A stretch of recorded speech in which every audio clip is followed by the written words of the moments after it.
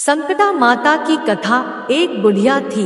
उस बुढ़िया का एक बेटा था जिसका नाम था रामनाथ। रामनाथ धन कमाने के लिए परदेश चला गया। बुढ़िया अपने पुत्र के विदेश जाने के बाद बहुत चिंतित और दुखी रहने लगी, क्योंकि की बहू उसे प्रायः नित्य खरी-खोटी सुनाया करती थी। इसीलिए बुढ़िया प्रतिदिन चिंतित और उदास रहती और घर के बाहर स्थित कुएं पर बैठकर रोया करती थी। बुढ़िया का यह क्रम रोज चलता रहा। एक दिन कुएं में से दिए की माँ नामक एक स्त्री निकली और उसने बुढ़िया से पूछा, बूढ़ी माँ, तुम इस तरह बैठकर क्यों रोती हो? तुम्हें किस बात का कष्ट है? तुम मुझे अपना दुख बताओ, मैं तुम्हारे दुख दूर करने का प्रयत्न करूंगी। बुढ़िया ने उस स्त्री का प्रश्न सुनकर कोई भी जवाब नहीं दिया और रोती ही रही। दिए की माँ बार बार एक प्रश्न दोहराई जा रही थी। वह बुढ़िया इस बात से झुंझुला उठी। उस बुढ़िया ने दिए की माँ से कहा, तुम मुझे बार बार ऐसा क्यों पूछ रही हो? क्या सचमुच ही तुम मेरा दुख जानकर उसे दूर कर दोगी? बुढ़िया के बात सुनकर दिए की माँ ने उत्तर दिया, मैं अवश्य ही तुम्हारे कष्टों को दूर करने का प्रयत्न करूंगी। बुढ़िया ने दिए की माँ का ऐसा आश्वासन पाकर कहा, मेरा बेटा कमाने के लिए परदेश चला गया है। उसके पीछे मेरी बहू मुझे बहुत बुरा भला कहती रहती है। यही मेरे दुख का कारण है। बुढ़िया की बात सुनकर दिए की माँ ने कहा, यहाँ के वन में संकटा माता रहती है।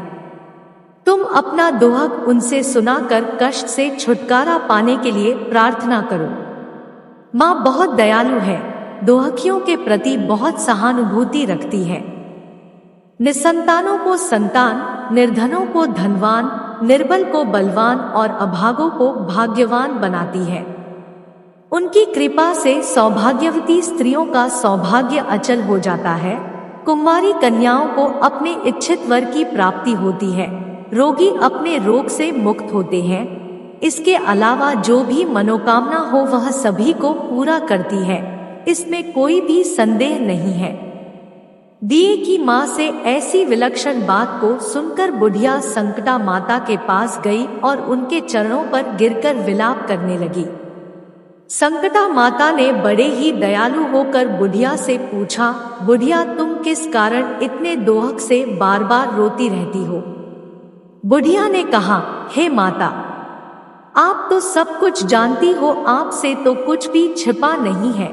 आप मेरे दुख को दूर करने का आश्वासन दे तो मैं अपनी। बुढ़िया की बात सुनकर संकटा माता ने कहा, मुझे पहले अपना दुख बताओ, दुखियों का दुख दूर करना ही मेरा काम है। संकटा माता के ऐसा कहने पर बुढ़िया ने कहा, हे माता, मेरा लड़का परदेश चला गया है।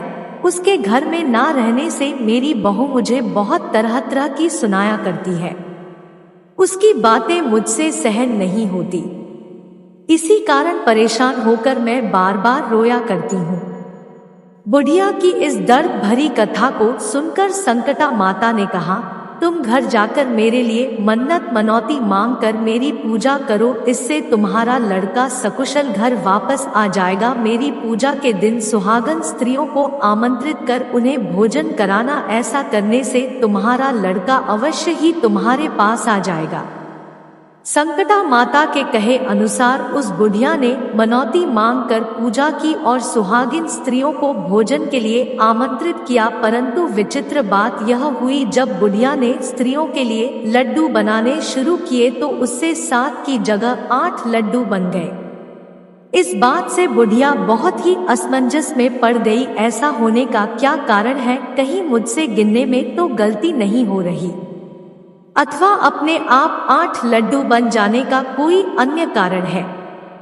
उसी समय संकटा माता एक वृद्ध स्त्री के रूप में बुढ़िया के सामने प्रकट हुई और बुढ़िया से पूछा, क्यों बुढ़िया, आज तुम्हारे यहाँ कोई उत्सव है क्या? यह सुनकर बुढ़िया बोली, आज मैंने संकटा माता की पूजा की है और सुहागिन स्त्रियों को भोजन के लिए आमंत्रित किया है, किंतु जब गिनकर 7 लड्डू बनाती हूँ तो वे लड्डू अपने आप ही 8 बन जाते हैं। मैं इसी बात से चिंता में पड़ गई हूँ।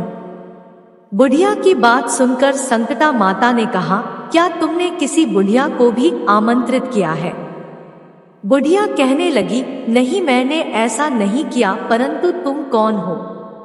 संकटा माता ने कहा, मैं बुढ़िया हूँ, मुझे ही आमंत्रित कर लो। ऐसा सुनकर बुढ़िया ने उस बुढ़िया रूपधारी संकटा माता को भोजन के लिए आमंत्रित कर लिया। इसके बाद बुढ़िया के घर पर सभी आमंत्रित सुहागनें आ पहुंची और बुढ़िया ने सबको लड्डू तथा अन्य मिठाई आदि का भोजन कराया। इससे संकटा माता उस बुढ़िया पर बहुत प्रसन्न हुई और माता की कृपा से उस बुढ़िया के बेटे के मन में अपनी माता और पत्नी से मिलने की इच्छा उत्पन्न हुई और वह अपने घर के लिए चल दिया। कुछ दिन बीतने के बाद वह बुढ़िया संकटा माता की पूजा कर सुहागिनों को भोजन करा रही थी कि किसी ने उसके लड़के के आने की सूचना दी, लेकिन बुढ़िया अपने काम में लगी रही। उसने कहा, लड़के को बैठने दो, मैं सुहागिनों को जिमा कर अभी आती हूँ। लड़के की बहू ने पति के आने का समाचार सुना। उसी क्षण पति के स्वागत के लिए तुरंत घर की ओर चल दी। लड़के ने अपनी पत्नी को देखकर मन में सोचा कि मेरी स्त्री मेरे प्रति कितना प्रेम रखती है, जो खबर पाते ही मुझसे मिलने आ गई, परंतु मेरी माँ को मुझ पर जरा भी प्रेम नहीं है। मेरे आने की खबर पाकर भी मेरी माँ मुझसे मिलने नहीं आई। जब पूजा का काम समाप्त हो गया, सभी सुहागिनें भोजन करके अपने अपने घर को लौट गई। बुढ़िया अपने बेटे से मिलने के लिए उसके पास पहुंची। माँ के आने पर लड़के ने पूछा, माँ अब तक कहाँ थी? माँ ने कहा, बेटा मैंने तुम्हारी कुशलता के लिए संकटा माता से मनौती मांग रखी थी, उसी को पूरा करने के लिए सुहागनें जिमा रही थी। संकटा माता की कृपा से उसका मन अपनी पत्नी से हट गया। उसने माँ से कहा, माँ या तो मैं यहाँ रहूंगा या यह रहेगी।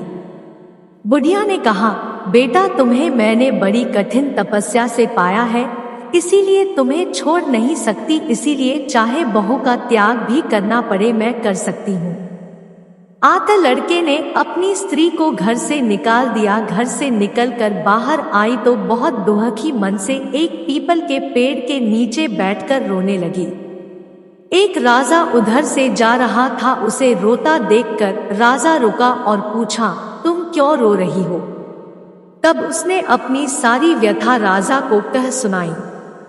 राजा ने कहा, आज से तुम मेरी धर्म बहन हो, इसीलिए रो मत, मैं तुम्हारे सभी कष्टों को दूर करने का प्रयास करूंगा। यह कहकर राजा उस स्त्री को अपने महल में लेकर आ गया। महल जाकर राजा ने रानी को सारी कथा सुनाई और रानी को कहा, देखो आज से मेरी यह धर्म बहन है, इसी महल में रहेगी और इसको किसी भी प्रकार का कष्ट नहीं होना चाहिए। राजा के यहाँ पहुंचकर कुछ दिन बाद धर्म से प्रेरित होकर रामनाथ की स्त्री ने भी संकटा माता का व्रत आरंभ कर दिया और संकटा माता के निमित्त सुहागिनों को भोजन कराने के लिए आमंत्रित किया। उसने रानी को भी आमंत्रित किया। जब सभी सुहागिनें लड्डू खाने लगी तो रानी ने कहा, मुझे तो रबड़ी, मलाई और स्वादिष्ट मिष्ठान ही हजम होते हैं, यह पत्थर समान लड्डू कैसे हजम होंगे? ऐसी अवहेलना पूर्ण बातें कहकर रानी ने लड्डू खाने से मना कर दिया। कुछ समय बाद संकटा माता की कृपा से रामनाथ अपनी पत्नी को खोजते हुए राजा के महल में आया। वहां आकर अपनी पत्नी को संकटा माता की पूजा करते हुए देखा तो संकटा माता को हाथ जोड़कर प्रणाम किया और अपनी पत्नी से कहा, प्रिय मेरे अपराध को क्षमा करो। पत्नी ने कहा है, नाथ यह सब प्रारब्ध से ही होता है, इसमें आपका कोई दोष नहीं है। आप मेरे ईश्वर रूप हो, मेरे ही अपराध को क्षमा करें। यह कहकर दोनों ने विधि पूर्वक संकटा माता व्रत कथा सुनी, संकटा माता की पूजा की। पूजा को समाप्त कर सुहागिनों को जिमा कर दोनों पति पत्नी अपने घर की ओर प्रस्थान के लिए तैयार हुए। जाते समय रामनाथ की स्त्री ने राजा रानी से कहा, जब मुझ पर दोहक पड़ा था तो आप लोगों ने धर्म बहन बनाकर मुझे आश्रय दिया था। यदि आपको किसी भी तरह की सहायता की आवश्यकता हो तो मेरी कुटिया में निसंकोच चले आना।